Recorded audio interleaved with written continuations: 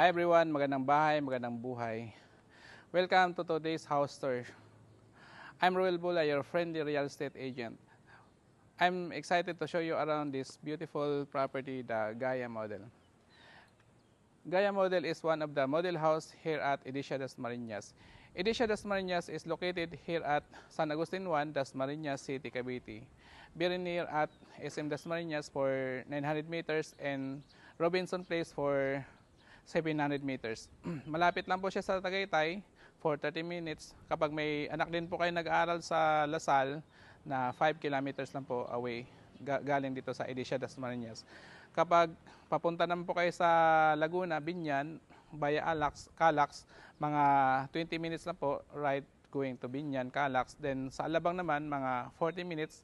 Kapag nag-work po kayo sa Alabang, sa BGC, Makati, and sa Pasay, going airport, mga 50 to 60 minutes lang po travel time. Ngayon po, ipapakita ko po sa inyo itong si Gaia Model. Si Gaia Model po ay has the lot area of 100 square meter and the floor area of 63 square meter. Provision for 3 bedrooms, 2 toilet and bath with lanai, balcony, and carport. Itong si Gaia Model, single detached po siya, buong bahay po yung nakikita natin, wala siyang firewall sa gilid. Meron po tayong bawat left and right na setback na 1.5 meters. Kapag plantita rin po kayo, meron pa tayong in front garden dito po. Tapos, dito naman po yung magiging parking lot natin. Dito sa parking lot natin, kasyang-kasya po yan kahit SUV or van yung yung sasakyan natin. Tapos sa taas naman, dito na po yung balcony natin. Yan. Kumbaga, dito naman po yung natin. Meron pa tayong 1.5 na setback dito po. Tapos meron tayong lanai dito po. Yan. Tapos sa likod naman po, meron tayong 2 meter setback. Yan. Pasok tayo.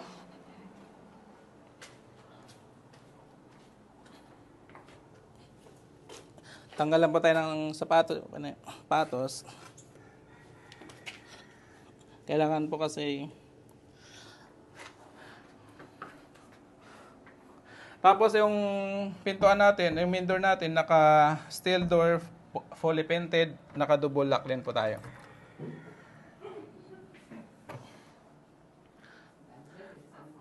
Pagpasok po natin dito ay dito na po agad yung living area natin. Tapos may sofa tayo dito, tapos may aluminum casement windows. Kapag gusto niyo po natural light from outside. Tapos dito pwede tayo maglagay ng TV. But the actual turnover po nito ay walang kagamit-gamit, walang studio type lang po at wala ring mga tiles. Yan. Wala pang mga gamit. Ito po ay papakita ko po ay model house na po na pwede niyo pong gagayahin. If interested po kayo, marami kaming unit na available na ganitong unit. Si Gaia Model. Tapos pwede kayo maglagay ng mga dito na table. Tapos dito naman magiging dining area natin. Yan. Tapos sa labas naman yung magiging lanai natin. Kapag dito naman po yung puso nyo po or the heart of your house na the kitchen area, pwede kayo maglagay ng kitchen dito at saka mga cabinet, storage po dito. Tapos meron tayong dito exhaust fan para pag nagluto po kayo, yung amoy ng niluto nyo po, meron tayong mga cabinet. Tapos dito naman, mayroon tayong gooseneck faucet. Tapos pwede pa kayo maglagay dito ng ref. Kahit maluwag pa rin siya. Yan na po yung CR natin. Ang total turnover po niya, may floor tiles na po. At saka may toilet na po, sink and shower. Tapos may bathroom na po diyan. Yan. Wala lang po yung wall tiles. Tapos meron pa tayong setback dito sa likod na 2 meter setback. Pwede nyo po dito na pwede kayo maglagay ng table dito for weekend unwind. Pwede kayo mag-table tapos or dito naman sa pwede kayo maglagay dito nyo ilagay po yung washing area nyo po. Or paglipat nyo po, pwede nyo agad pabubungan dito.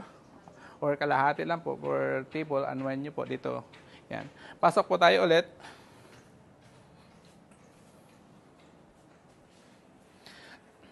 Tapos dito naman sa baba ng ano nyo po, sa stairs, pwede pa kayo maglagay ng table dito or study area ng mga anak nyo po. Lagay ng mga libro, yan. Akyat po tayo ulit. Tapos yung hawakan po natin, naka-steel na po ito at tiles. Itong si Gaia model po ay provision for 3 bedrooms, 2 toilet and bath. Meron pa tayong second bath dito sa CR dito sa second floor. Yan.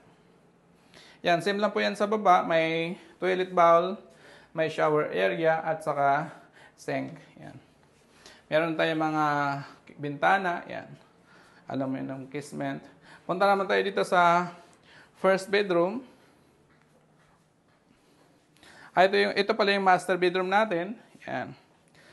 Malaki din po yung bed natin. Naka-queen size na po yan. At medyo mataas lang po yung ceiling natin. Meron tayong 2 bintana. Yan. Aluminum casement yung bintana natin. Tapos pwede tayo maglagay dito ng cabinet. Yan. Para sa mga damit nyo po. Tapos dito naman sa second bedroom. Yan. Dito naman pwede tayo maglagay ng cabinet, aircon ng anak nyo po, at saka may isang bintana. Tapos dito naman tayo sa sa first bedroom. Yan, pag dalawa po yung anak nyo, tig-isa po sila ng kwarto. Tapos meron tayong cabinet dito. Yan. Meron tayong 2 bintana. Pwede tayo maglagay ng aircon. Punta tayo dito sa master bedroom kasi dito po naka-connect yung balcony natin. Dito po sa balcony, gusto niyo ng fresh air sa umaga, mahalangap ng simoy ng hangin, or pwede kayo magkape dito. Yan. Magkape, mag-relax. Sa hapon naman, pwede kayo mag-relax, mag-laptop dito habang pinapanood niyo yung mga kapitbahay niyo po dito po. Yan. Maganda po. Yan. Pwede kayo makapag-relax dito. Pasok tayo ulit.